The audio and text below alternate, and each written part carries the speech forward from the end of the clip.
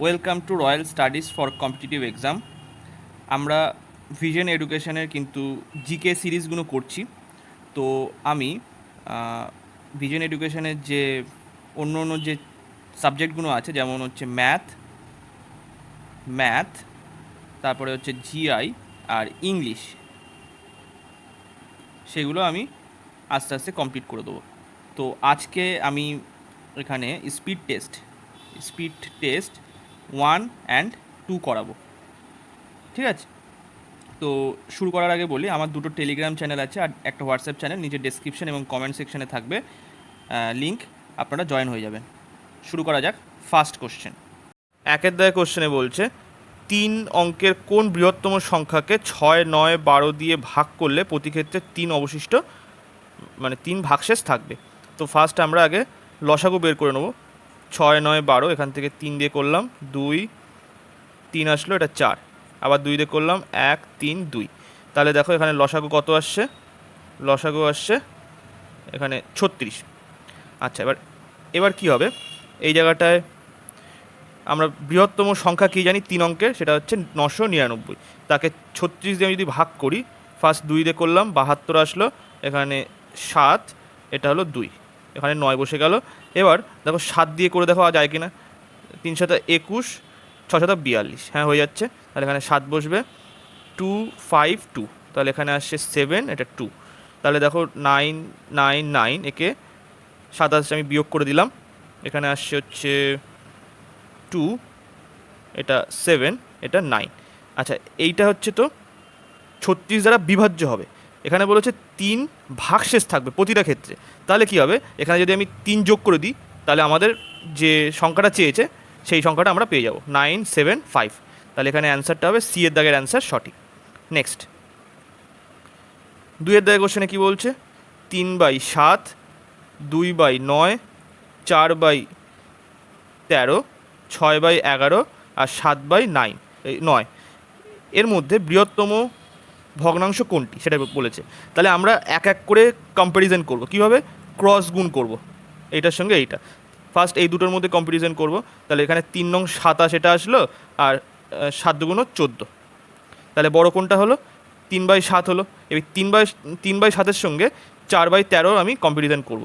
তাহলে এখানে যদি আমি গুণ করি, এটা আসবে 39, আর এটার সঙ্গে এটা যদি গুণ করি, এটা আসলো 28। তাহলে আবার এটা বড় হয়ে যাচ্ছে। তাহলে 3/7 এর সঙ্গে এবার আমরা এইটার কম্প্যারিজন করব, 6/11। তাহলে এখানে 33 এটা আসলো, আর এখান থেকে আসলো হচ্ছে 42। তাহলে এক্ষেত্রে আবার এইটা বড় হচ্ছে, 6/11। এবার 6/11 সঙ্গে আর কম্প্যারিজন করা বাকি আছে কোনটা, এইটা। তাহলে 7/9 আসলো এখানে, 6 নং 54 এটা, আর এটা আসবে 77। তাহলে সব থেকে বড় কোনটা, এইটা। তাহলে অ্যান্সার এখানে সি এর দাগের অ্যান্সার সঠিক হবে। নেক্সট, 3-এর দাগের কোশ্চেনে বলছে যদি 9×4 থেকে 6×3 বিয়োগ করা হয় এবং বিয়োগ ফলকে এত দিয়ে গুণ করা হয়, তাহলে শেষ উত্তর কত হবে। তাহলে এখানে বলছে যে 9×4 থেকে 6×3 বিয়োগ করা হয় এবং বিয়োগ ফলকে এত দিয়ে গুণ করা হয়। তাহলে আমি বিয়োগ করে নিই, এখানে 9 81 আর 4 যোগ করলে 85/9 মাইনাস এখানে 24 আর 3 27, 27 আসবে, 24 আর 3 27/4 এখানে আসলো। এবার এটা বিয়োগ করি, এখানে 36, 4 দিয়ে গুণ করো, 32 আর এখানে 20, মানে 340 আসলো, মাইনাস এখানে হচ্ছে 9 দুগুণ 18 আর 7 নং 63। তাহলে 9, 6 দুগুণ 12, 13 14 4, হাতে 1 2। তাহলে এটা আসলো 4243।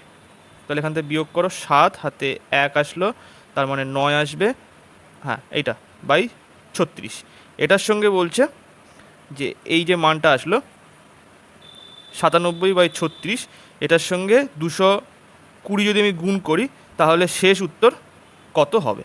তো এখানে আমি ফার্স্ট 2 দিয়ে কাটি, 4 দিয়ে যাবে কি, হ্যাঁ 4 দিয়ে যাবে।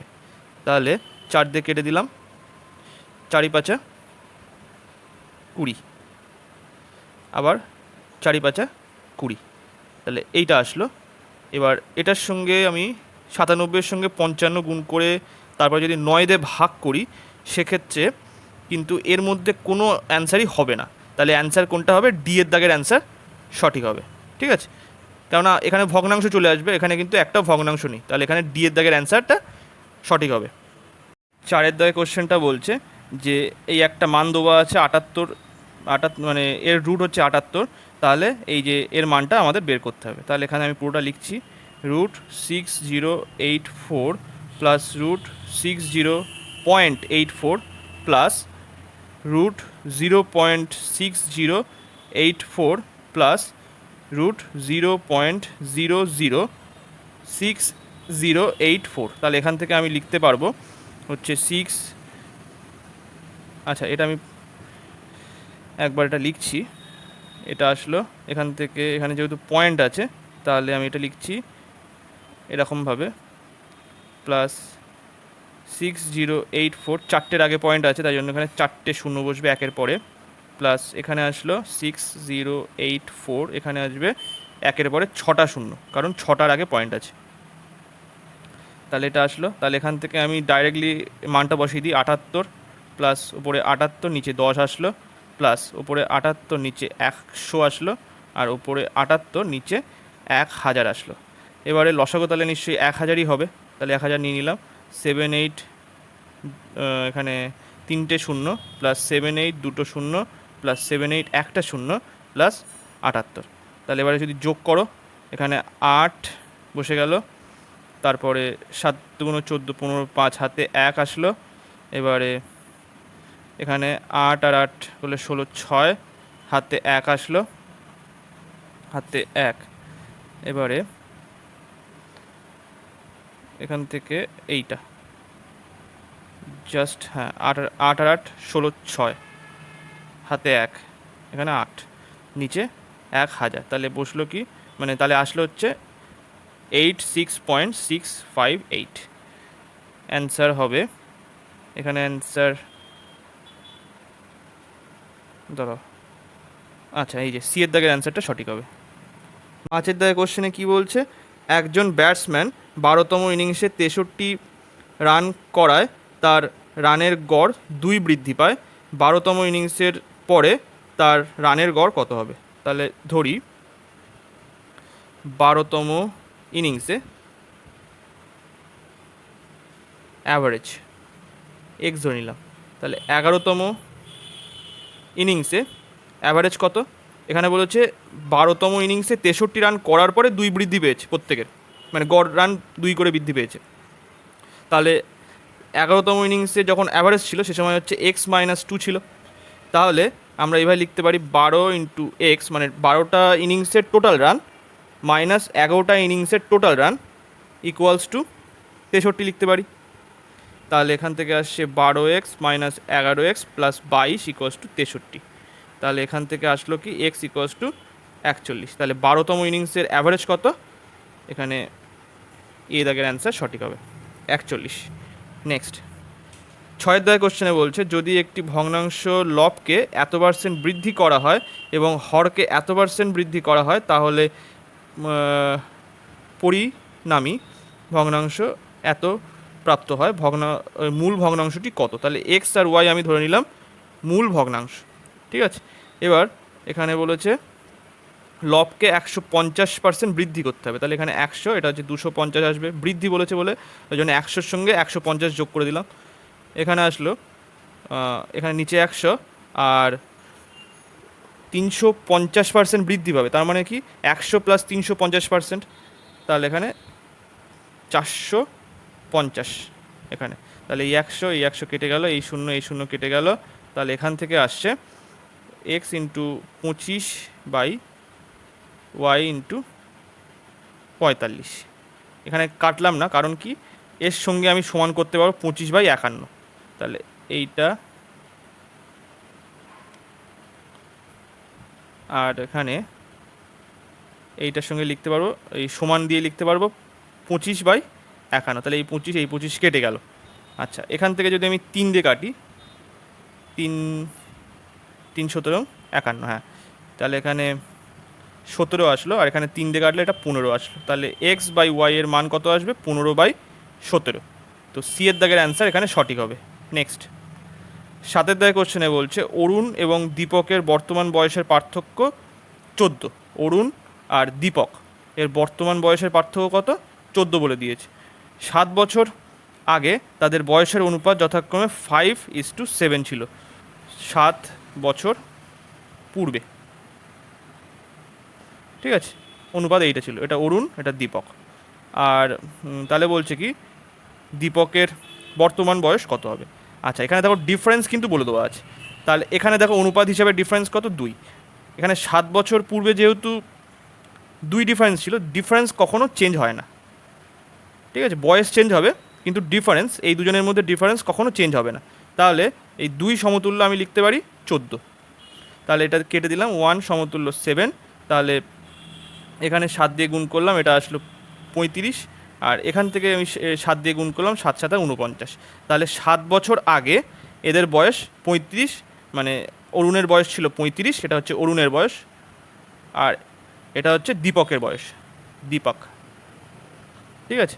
এবার বলছে দীপকের বর্তমান বয়স চেয়েছে, তাহলে দীপকের প্রেজেন্ট ইয়ার কী হবে? 49 প্লাস 7 করতে হবে, কারণ কি 7 বছর আগের এটা বয়স। তাহলে এখানে আসবে 56। তাহলে এখানে ডি এর দাগের অ্যান্সার সঠিক হবে, কারণ এখানে কোনো অ্যান্সার কিন্তু দেওয়া নেই, মানে 56 দেওয়া নেই। এখানে কিন্তু কনফিউজিং একটা হতে পারে, মনে করতে পারেন যে ভুল হয়েছে, কিন্তু উত্তরটা হবে 56, ঠিক আছে।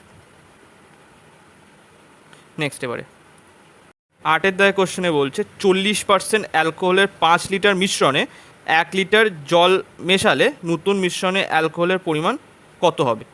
তো এখানে দেখো অ্যালকোহল, এটা হচ্ছে ওয়াটার দিলাম। প্রথমে 40% অ্যালকোহলের 5 লিটার মিশ্রণ আছে, তাহলে আগে সেটা আমি বের করে নিই। তাহলে অ্যালকোহল হচ্ছে 40% বলে দিয়েছে, এই 5 লিটার মিশ্রণে 40% হচ্ছে অ্যালকোহল আর 60% তাহলে কি জল থাকবে। তাহলে এটা যদি কেটে দিই, তাহলে এখানে আসবে 2:3। তাহলে এদের অনুপাতের যোগফল কত? 5। 5 সমতুল্য এখানে 5 লিটার আছে, তাহলে 1 সমতুল্য কত? 1 লিটার। তাহলে এখানে 2 সমতুল্য 2 লিটার, অ্যালকোহল আছে 2 লিটার 5 লিটার মিশ্রণের মধ্যে, আর ওয়াটার আছে 3 লিটার। আচ্ছা, এবার বলছে যে 1 লিটার জল মেশানো হয়েছে, তাহলে এখানে 1 লিটার জল মেশানো হলো। তাহলে টোটাল যোগ করলে কত আসবে? টোটাল মিক্সচার এখন কত হবে? 2 + 3 + 1 6 লিটার মিক্সচার। এবার তার মধ্যে অ্যালকোহল আছে কত? 2, তাহলে 2 × 100। তাহলে এখান থেকে যদি আমি পার্সেন্টেজ বের করি, 1/3 × 100, এটা মানে হচ্ছে 33.13%। তাহলে এখানে ডি এর দাগের অ্যান্সার সঠিক হবে। নেক্সট 9 দাগের কোশ্চেনে বলছে কোনো বিদ্যালয়ের 10ম শ্রেণীর পরীক্ষায় মেয়েদের গড় প্রাপ্ত নম্বর 73 এবং ছেলেদের গড় প্রাপ্ত নম্বর 71, যদি ওই শ্রেণীতে সকল বিদ্যার্থীদের প্রাপ্ত গড় নম্বর 71.8 হয়, তাহলে মেয়ে এবং ছেলেদের সংখ্যা শতকরা নির্ণয় করো। তাহলে এখানে গার্ল আর বয়, তাহলে গার্লদের হচ্ছে গড় বলে দেওয়া হচ্ছে 73, আর বয়েজদের গড় বলে দেওয়া কত? 71। আর ওভারঅল যদি গড় দেখো, সেটা হচ্ছে বলে দেওয়া 71.8। তাহলে এইটার থেকে এইটা বিয়োগ করে এখানে আসবে, তাহলে 1.2, আর এইটার থেকে এইটা বিয়োগ করে এখানে সেটা লিখতে হবে, তাহলে এটা আসবে 0.8। তাহলে এখান থেকে তুলে দিলে, পয়েন্ট তুলে দিলাম, তাহলে 8:12। তাহলে 4 দিয়ে কাটো, তাহলে 2:3 আসলো এইটা। এবারে এটা আসার পরে এটা হচ্ছে ছেলে আর মেয়ের অনুপাত চলে আসলো। তাহলে আমি গার্লসের পার্সেন্টেজ কত? 2 এখানে টোটাল 5 অনুপাত আছে ইন্টু 100, কেটে দিলে এখানে আসছে হচ্ছে 40% হচ্ছে গার্লস, আর বাকি যে 60% সেটা হচ্ছে বয়েজ হবে। তাহলে এখানে অ্যান্সার হবে ডি এর দাগের অ্যান্সার সঠিক হবে। নেক্সট 10 দাগের কোশ্চেনে বলছে একজন দোকানদার প্রতিটি ডিম 1 টাকা করে, প্রতিটি ডিম 1 টাকা দরে 144টি ডিম ক্রয় করে। এর মধ্যে 20টি ডিম ফেটে যায়, বাকি ডিম সে প্রতিটি ডিম 1.28 টাকা করে বিক্রি করে। এতে তার শতকরা কত লাভ বা ক্ষতি হবে। তাহলে তাহলে মানে এখানে 144টি ডিম, 144টি ডিমের সিপি কত? 144 টাকাই হবে। ঠিক আছে। আর এখানে যেহেতু 20টি ডিম ফেটে গিয়েছে, তাহলে এখন বাকি আছে কত, 124টি ডিম। এই 124টি ডিমের এসপি কত, এখানে বিক্রি করছে 1.2 টাকাতে, তাহলে 1.20 ইন্টু এখানে আসবে কত, বাকি যে এইটা এই 124, তাহলে এখান থেকে 120/100 ইন্টু 124, এখান থেকে এইটা কেটে গেল 6, এটা 5, তাহলে এখান থেকে আমরা করতে পারি 600, তারপরে 12 আর এখানে 24, মানে 774 এখান থেকে আসলো। আচ্ছা, 774/5, তাহলে এবারে আমরা এখান থেকে দেখে নিই, নিচে আসলো কত, 144, এত টাকা সে বিক্রি করেছে। তাহলে এখান থেকে দেখো 744/5 মাইনাস হচ্ছে 144 ইন্টু 100, কেননা এইটা হচ্ছে কস্ট প্রাইস, এই যে, আর সে বিক্রি করেছে, বিক্রি করার পরে সে টাকাটা পেয়েছে হচ্ছে এত টাকা। তাহলে যেহেতু লাভ হবে এখানে পার্সেন্টেজ, এখানে লাভের পার্সেন্টেজ, লাভের প্রফিট পার্সেন্টেজ, ঠিক আছে। তো এখান থেকে আসবে হচ্ছে 5 লসাগু আসলো 744 মাইনাস 720/144 ইন্টু 100, তাহলে এখান থেকে আসছে 24/144 ইন্টু 5 ইন্টু 100, তাহলে এখান থেকে এটা দিয়ে এটা কাটলে 6 আসলো, আর 5 দিয়ে যদি এটাকে কাটি এটা 20 আসলো, তাহলে 20/6, তাহলে 3 ছক 18, এখানে 2, তাহলে 2/6, মানে হচ্ছে 3.13%, এটা লাভ হবে। তাহলে এ দাগের অ্যান্সার সঠিক। নেক্সট 11 দাগের কোশ্চেনে বলছে কোনো জিনিসের ধার্য মূল্যের ওপরে 20% ছাড় দেওয়ার পরই তার বিক্রয় মূল্য 24 টাকা হয়, ধার্য মূল্যের ওপরে 30% ছাড় দিলে তার বিক্রয় মূল্য কত হবে। তাহলে এমপি, এটা এসপি, প্রথমবারে যখন 20% ছাড় দিচ্ছে, মানে 20% মানে হচ্ছে 1/5, এটা 5, এটা 4 আসলো, এখানে এটা বলে দিয়েছে 4 সমতুল্য 24, তাহলে এখানে 4 ছক 24, তাহলে এখানে আসবে কত, এমপি মানে ধার্য মূল্য আসবে 5 ইন্টু 6 করলে 30 আসলো। আচ্ছা, 30-এর ওপরে 30% ছাড় দিচ্ছে, তাহলে বিক্রয় মূল্য কত, 70%, তাহলে এখান থেকে আসবে কত, তাহলে 21 টাকা, তাহলে বিক্রয় মূল্য হবে 21 টাকা। বিয়ের দাগের এখানে অ্যান্সার সঠিক হবে। নেক্সট এবারে 12 দাগের কোশ্চেন, 12 দাগের কোশ্চেনে বলছে যদি এর 30% ইকুয়ালস টু বি এর 0.25 মানে 25 বাই এখানে 100 ইকুয়ালস টু সি ইন্টু 1/5, তাহলে A is to B is to C এর মান বের করতে বলেছে। তাহলে আমি যদি উভয় সাইডে 100 দিয়ে গুণ করে দিই, তাহলে এ ইন্টু 30 আসলো, বি ইন্টু 25 আসলো, আর এখানে সি ইন্টু 1/5 ইন্টু 100 আসবে, মানে এখানে সি ইন্টু 20 আসবে, তার মানে। তাহলে এবার যদি আমি প্রত্যেকে 5 দিয়ে ভাগ করে দিই, তাহলে এখানে 6, এটা 5, এটা 4 আসবে, তাহলে আমি এটা লিখতে পারি এ ইন্টু 6, বি ইন্টু 5 আর সি ইন্টু 4।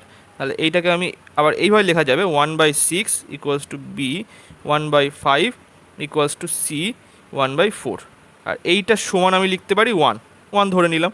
তাহলে এ সমান এখানে আসবে এ, বি আর সি 1/6, 1/5 আর 1/4। এবারে দেখো ওপরে যদি আমি কত দিয়ে, ওপরে আমি 120 দিয়ে গুণ করলাম, ঠিক আছে। 120 যদি ওপরে গুণ করি, না 120 দরকার নেই, 60 দিয়ে গুণ করলেই হয়ে যাবে। হ্যাঁ, 60 দিয়ে গুণ করলে এসে যাবে। তাহলে এখানে 60, মানে 60/6 করলে 10 আসলো, 60/5 করলে এখানে 12 আসবে, আর 60/4 করলে এখানে 15 আসবে। তাহলে অ্যান্সারটা হবে এ দাগের অ্যান্সার সঠিক, 12-র অ্যান্সার হবে এ। নেক্সট এবারে 12 দাগের কোশ্চেন, সরি এটা কি, ও এখানেও 12 দাগ চলে এসছে। 13 দাগের কোশ্চেনে কি বলছে, 13 দাগের কোশ্চেনে বলছে একটি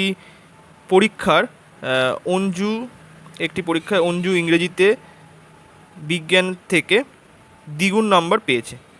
তাহলে ইংরেজিতে বিজ্ঞানের থেকে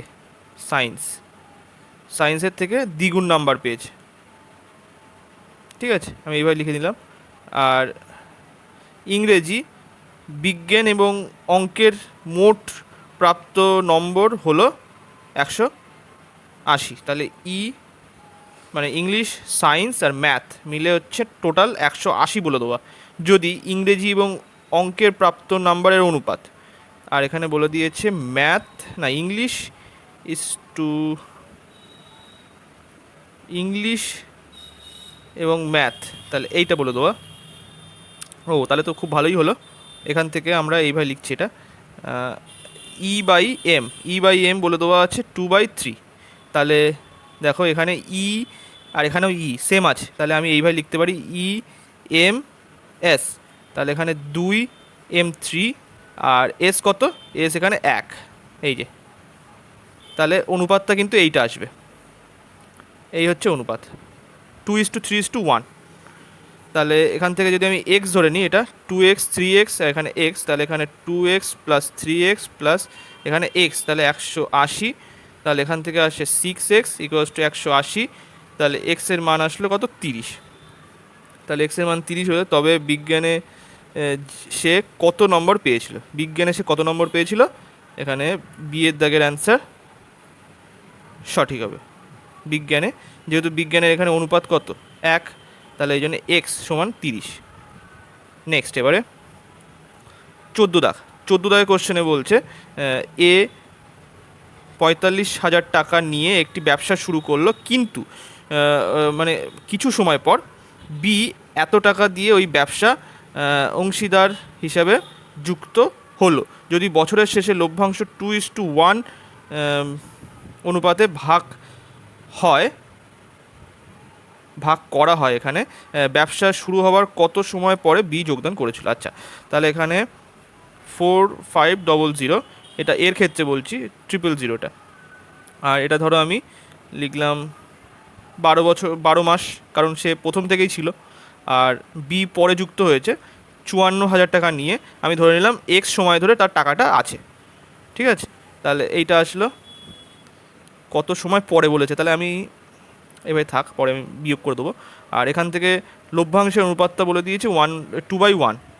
তাহলে এখান থেকে এই শূন্য কেটে গেল, 5 নং 45, 6 নং 54, এখানে এইটা দিয়ে যদি এটা কাটি 6 আসলো, এইটা কেটে গেল।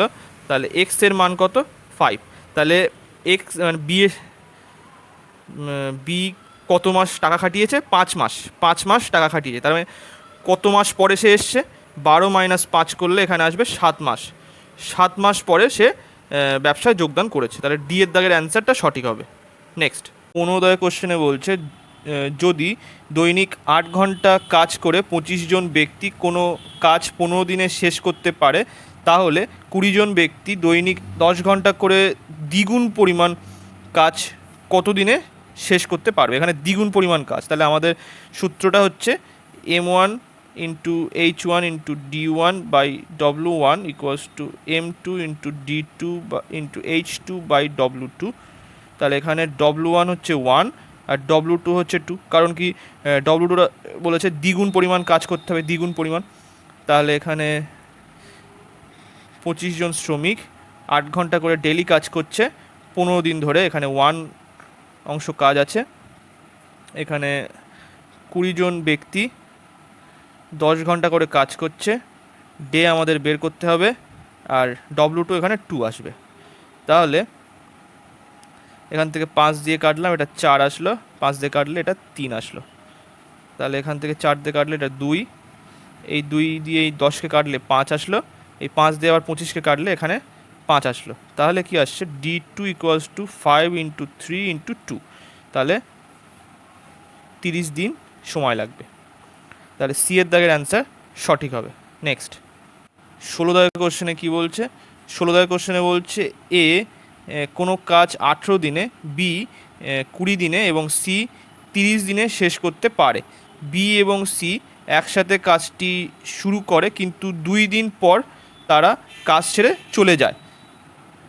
বাকি কাজ এ কত দিনে শেষ করবে। তাহলে এখানে এ 18 দিনে কাজ করে, বি হচ্ছে 20 দিন, সি হচ্ছে 30 দিন। তাহলে এদের লসাগু কত হবে, 18, 20 আর 30, এখানে ফার্স্ট আমি 2 দিয়ে করলাম 9, 10, 15, এখানে 3 দিয়ে করলে এখানে 3, 10, 5, আর এখানে যদি আমি 5 দিয়ে করি তাহলে 3, 2, 1, তাহলে এখান থেকে 10, 30 আর 6, 30 ইন্টু 6 করলে 180 আসবে।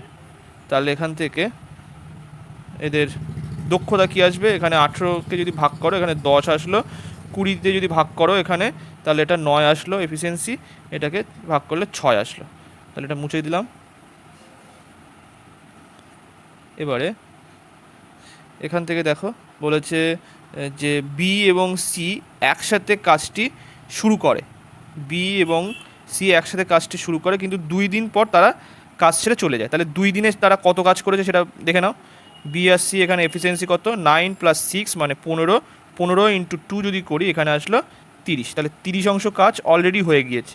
তাহলে এটা বিয়োগ করলে এখানে আসলো 150, আর বাকি তাহলে কাজটা হচ্ছে 150 অংশ কাজ বাকি আছে, আর বাকি কাজ এ কত দিনে শেষ করবে। তাহলে 150 ভাগ এখানে এফিসিয়েন্সি কত 10, এর এফিসিয়েন্সি 10, তাহলে এর সময় লাগবে বাকি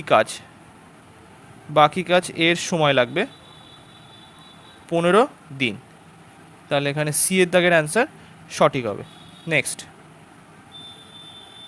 এবার এই যে স্পিড টেস্ট সেখানে 17খানা কোশ্চেন আছে, তার আজকে লাস্ট মানে এই স্পিড টেস্টের লাস্ট কোশ্চেন 17 কোশ্চেনে বলছে দুটি নল একটি চৌবাচ্চাকে যথাক্রমে 2 ঘন্টা, এটা আমি 1 নম্বর নাম দিলাম পাইপের, 2 ঘন্টা এবং পরের পাইপ দ্বিতীয় পাইপ 3 ঘন্টায় ভর্তি করতে পারে। তাহলে দুটি নল একসঙ্গে খোলা হয় তাহলে চৌবাচ্চাটি ভর্তি হতে কত সময় লাগবে। তাহলে প্রত্যেকটাই হচ্ছে ইনলেট পাইপ, তাহলে আমি প্লাস দিয়ে দিলাম। এখানে লসাগু কত 6, তাহলে এখানে 3, এটা 2 আসলো। তাহলে এবার বলেছে যে যদি দুটি নলকে একসঙ্গে খোলা হয় তাহলে চৌবাচ্চাটি ভর্তি করতে কত সময় লাগবে। তাহলে 6 অংশ কাজ মানে, আর এখানে বলেছে এফিসিয়েন্সি কত, এখানে 5, তাহলে 6/5, তাহলে এখান থেকে আসবে 6, তাহলে বিয়োগ করো 5 1 কে 5, 1 আসলো 0.0, 5 2 10, এটাকে আমি এইভাবে লিখতে পারি, এইটা না করে এখান থেকে এইভাবে লিখছি, এটা 1 আসলো, তাহলে 1/5, তাহলে এবার 1/5 মানে কত, এখানে যদি আমি 60 দিয়ে গুণ করি এটা কেটে গেলে আসবে হচ্ছে 12, তাহলে 1 ঘন্টা 12 মিনিট। তাহলে সি এর দাগের অ্যান্সার সঠিক হবে। এই যে নেক্সট চলো 1 দাগ, এবারে আমাদের ফার্স্ট যে স্পিড টেস্ট 1 হয়ে গেল, এবারে হচ্ছে স্পিড টেস্ট 2 এর 1 দাগ। তো এখানে দেখো বলছে নিচের স্বাভাবিক গতির নিজের স্বাভাবিক গতির 2/3 ভাগ গতিতে গেলে একটি ট্রেন তার গন্তব্যে 3 ঘন্টা দেরিতে পৌঁছায়, স্বাভাবিক গতিতে যাত্রা করলে কত সময় লাগবে। তাহলে দেখো এখানে স্পিড আমাদের বলে দেওয়া আছে, স্পিড এখানে স্বাভাবিক অরিজিনাল স্পিড আর হচ্ছে পরের স্পিড আফটার, আফটার। তাহলে দেখো অরিজিনাল স্পিড হচ্ছে 3,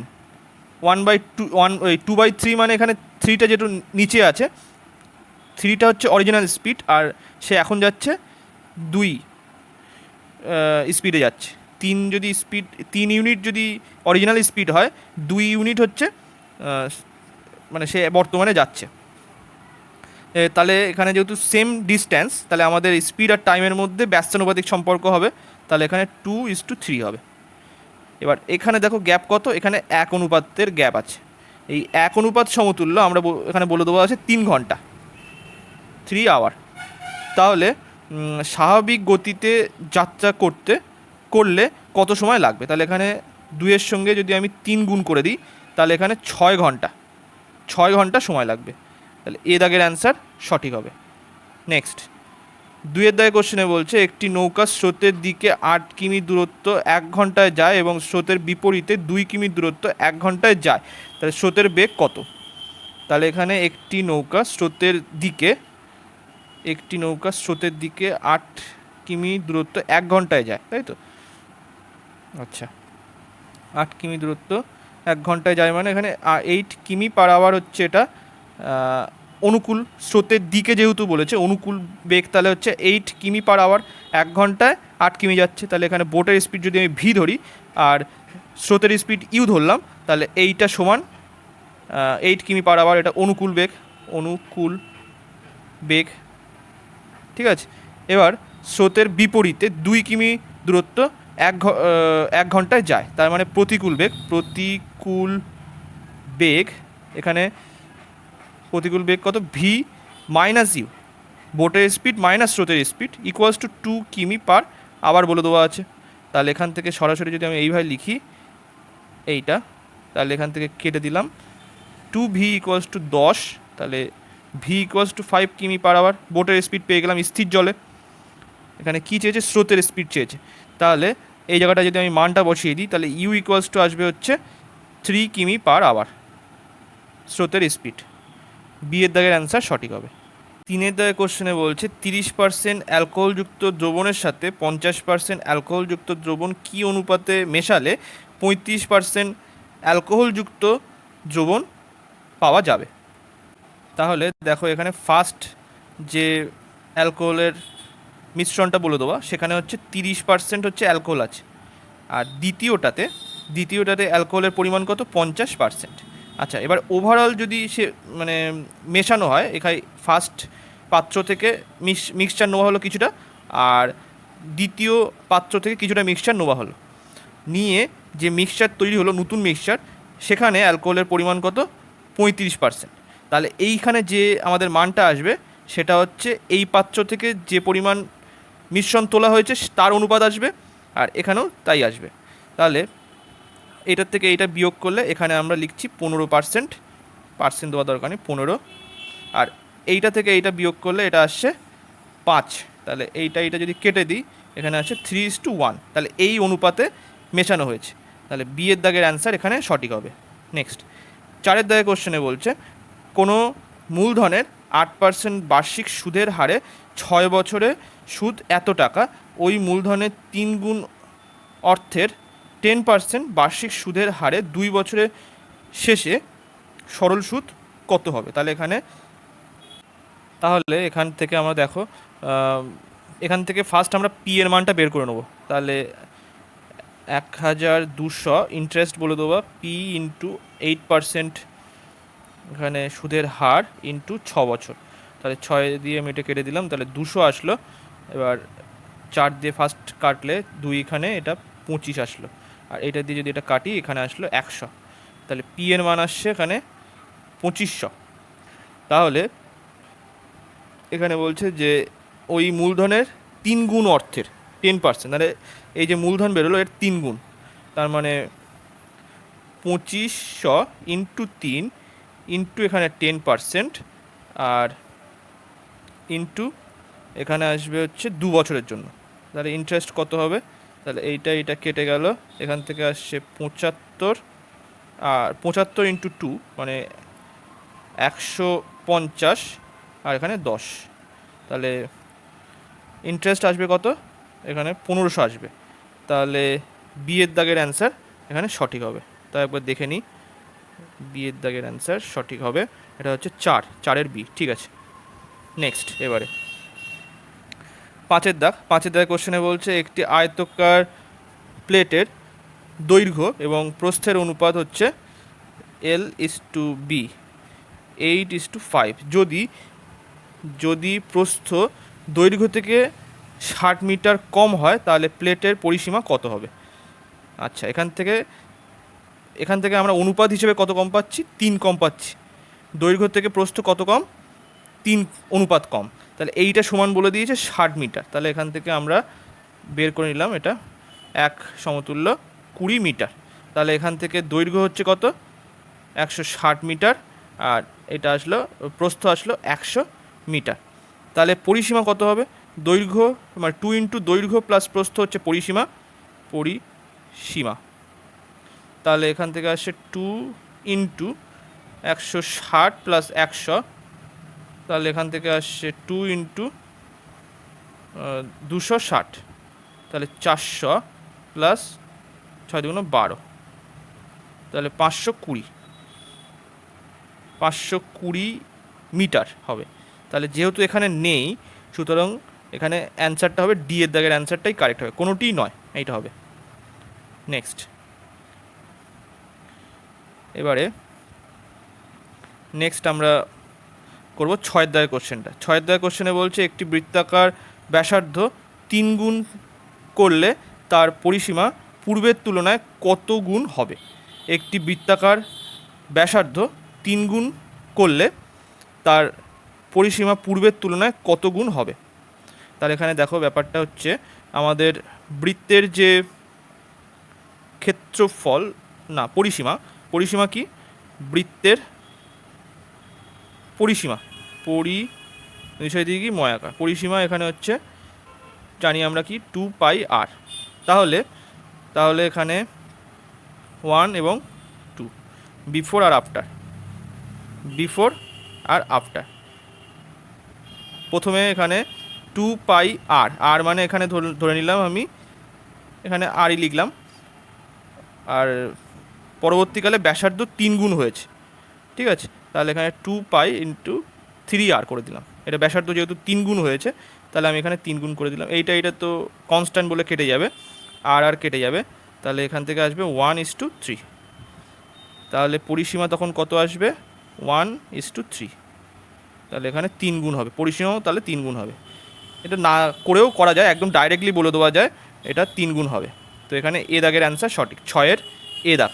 নেক্সট, 7 দাগের কোশ্চেন। 7 দাগের কোশ্চেনে বলছে 38 মিটার লম্বা এবং 32 মিটার চওড়া একটি আয়তাকার জমির ভিতর বরাবর চারপাশ 5 মিটার সমান চওড়া মাপের রাস্তা বানানো হয়েছে। তাহলে রাস্তার ক্ষেত্রফল কত। তাহলে এখানে একটা সূত্র আমাদের মনে রাখতে হবে, রাস্তার ক্ষেত্রফল, এখানে ব্যাপারটা ছবিটা দিয়ে আমি এঁকে দেখাই। এই ধরো একটা বর্গাকার না, এটা হচ্ছে আয়তকার। তাহলে এরকম একটা জমি, তো সেখানে এই ভেতরে হচ্ছে এই 5 মিটার সমান চওড়া মাপের, এখানে যে গ্যাপটা সেটা হচ্ছে 5 মিটার মাপের। এরকম এই যে রাস্তাটা, এইটার ক্ষেত্রফল আমাদের বের করতে হবে, ঠিক আছে। তো আমরা ফার্স্ট এর দৈর্ঘ্য এল ধরলাম, এটা হচ্ছে বি ধরলাম, আর এর যে মধ্যেকার গ্যাপ এটাকে আমি ডব্লু ধরলাম, ঠিক আছে। তাহলে সূত্রটা হচ্ছে L plus B minus 2w into 2w, এটা হচ্ছে সূত্র। তাহলে এখানে এল এখানে কত বলে দেওয়া, 38 মিটার, বি বলে দেওয়া হচ্ছে 32 মিটার, 2 ইন্টু ডব্লু এখানে কত 5, ডব্লু হচ্ছে 5, তাহলে 5 বসিয়ে দিলাম, ইন্টু 2 ইন্টু ডব্লু মানে 5। তাহলে এখান থেকে আসবে হচ্ছে, এটা যদি যোগ করি তাহলে 40, এটা 30 হলে 70, মাইনাস 10 ইন্টু 10, তাহলে এখানে 60 ইন্টু 10 মানে এখানে 600 হচ্ছে এখানে বর্গমিটার। এই যে তাহলে রাস্তার ক্ষেত্রফল একদম খুব তাড়াতাড়ি বেরিয়ে গেল এইটা। যদি এটা হচ্ছে ভেতরের দিকে, যদি বাইরের দিকে হতো, বাইরের দিকে রাস্তাটা যদি তৈরি হতো, মানে এরকম যদি হতো, আর তখন বলতো যে এইটার ক্ষেত্রফল বের করো, তখন সেইটার সূত্র হবে L plus B plus 2w into 2w, তখনকার সূত্র হবে এইটা, বাইরের দিকে যদি থাকতো রাস্তাটা। তো নেক্সট চলো এবারে 8 দাগের কোশ্চেনে বলছে 3টি বাড়িতে যথাক্রমে 1 ঘন্টা, 2 ঘন্টা এবং 3 ঘন্টা অন্তর অ্যালার্ম দেওয়া হয়েছে। 3 ঘন্টা আগে যদি ঘড়ি 3টি অ্যালার্ম একত্রে বেজে থাকে, তবে কত ঘন্টা পর আবার তাদের অ্যালার্ম একত্রে বাজবে। তাহলে এখানে দেখো 1, 2, 3, এদের লসাগু কী হবে, লসাগু এখানে আসবে নিশ্চয়ই 6 হবে, কারণ এখানে তো উৎপাদক বিশ্লেষণ হবে না।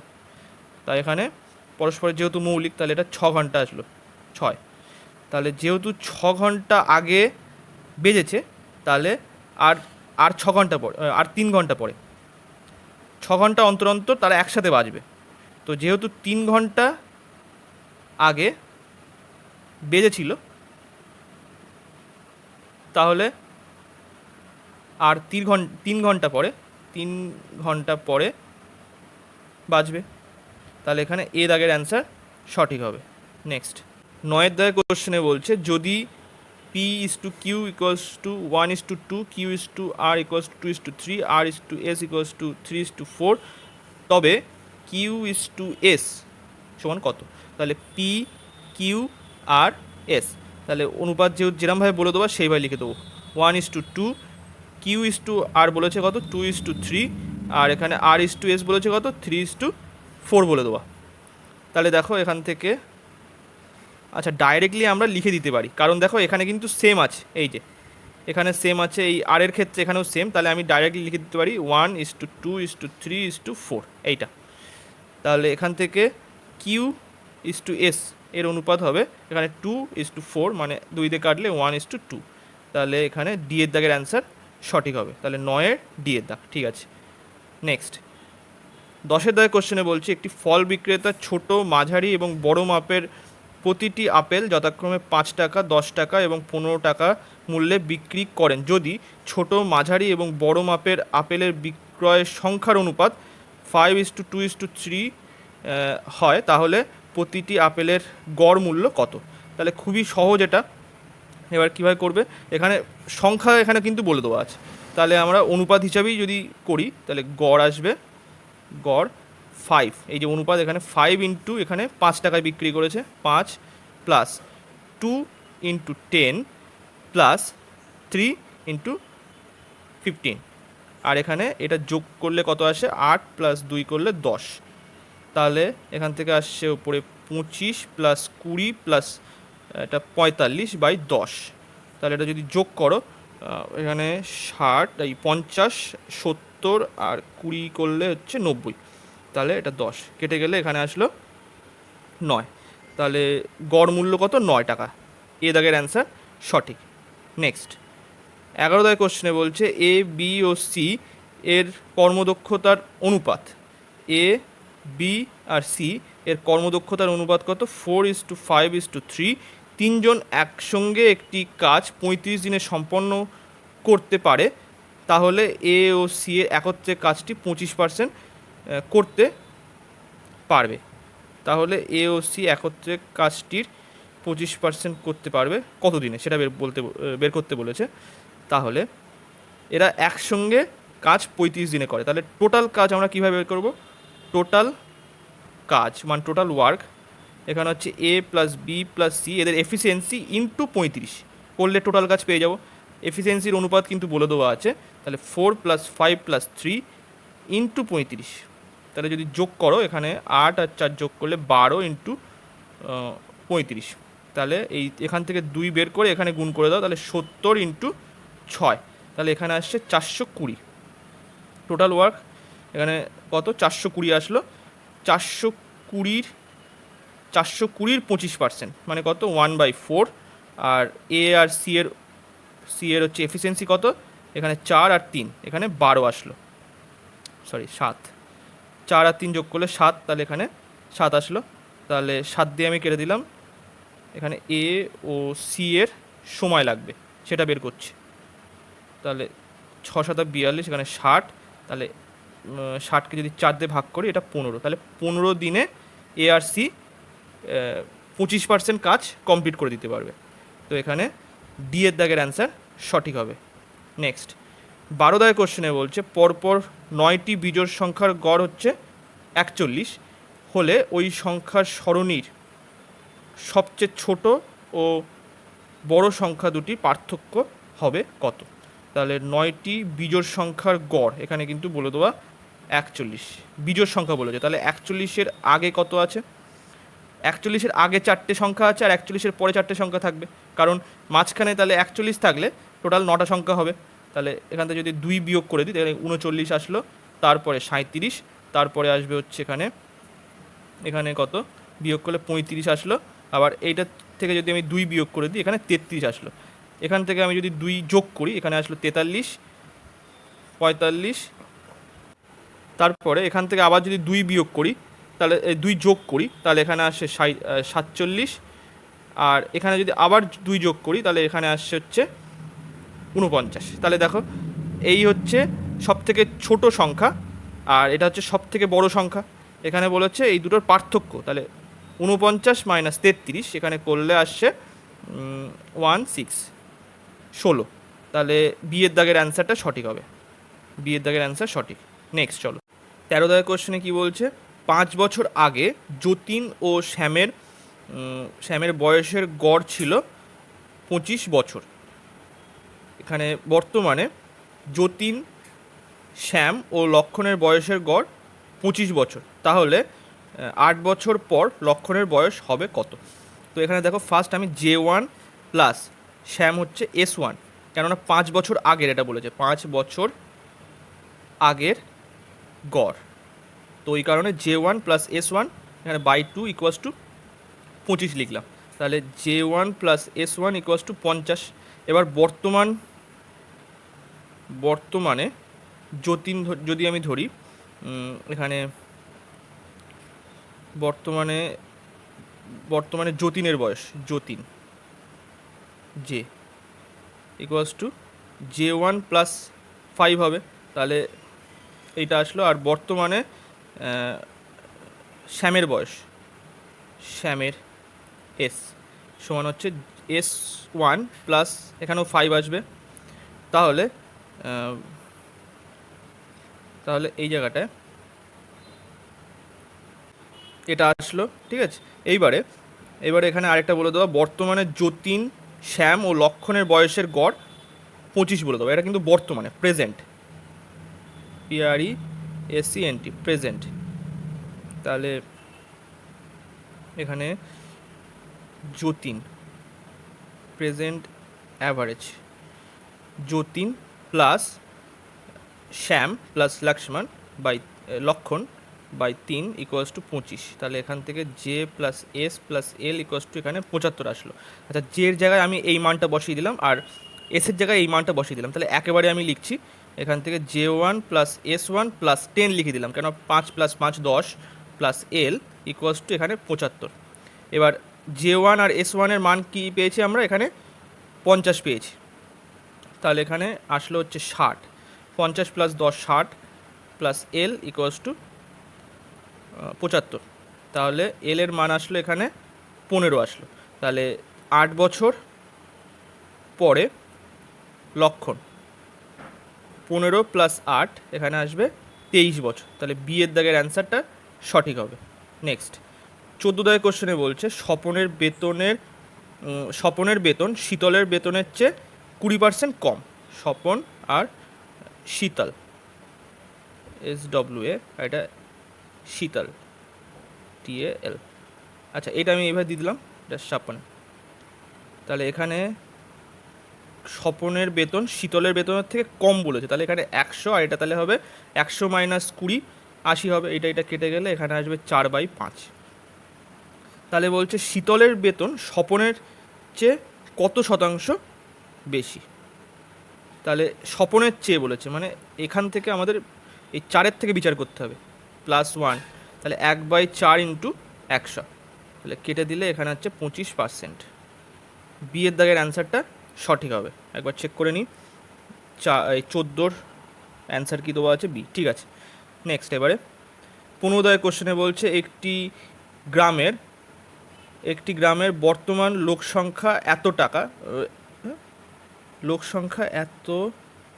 একটি গ্রামের বর্তমান লোকসংখ্যা এত টাকা, যদি এত জন, এটা এত টাকা হবে না, এত জন, তবে যদি গ্রামের প্রতি বছর 4% করে লোকসংখ্যা বৃদ্ধি পায়, তবে 2 বছর আগে লোকসংখ্যা কত ছিল। তাহলে এখানে আমরা সাকসেসিভ করে নিতে পারি। তাহলে 4% প্লাস 4% প্লাস এখানে 4 প্লাস 4/100, তাহলে এখানে আসছে 8% প্লাস এখানে 0.16%, তাহলে এটা হচ্ছে 8.16%। তাহলে এখানে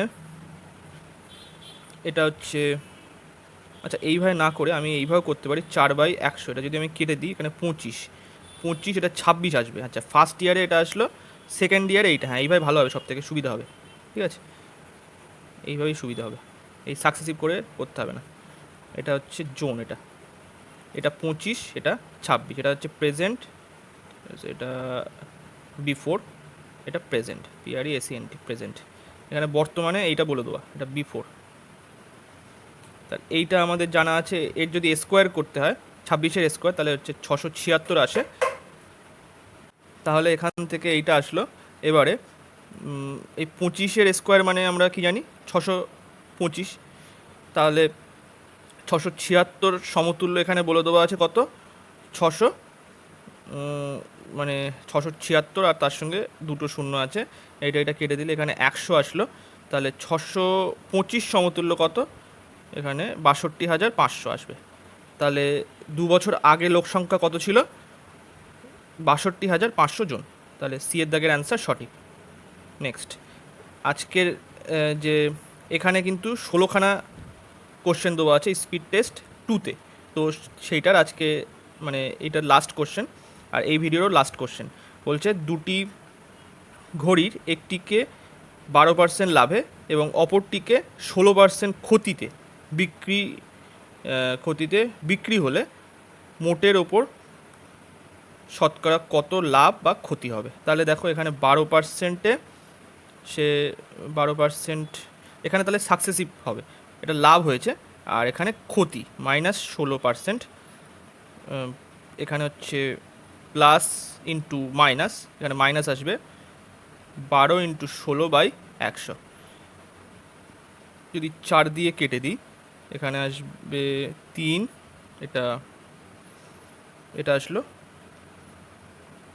4, 4 × 25 100 এইটা।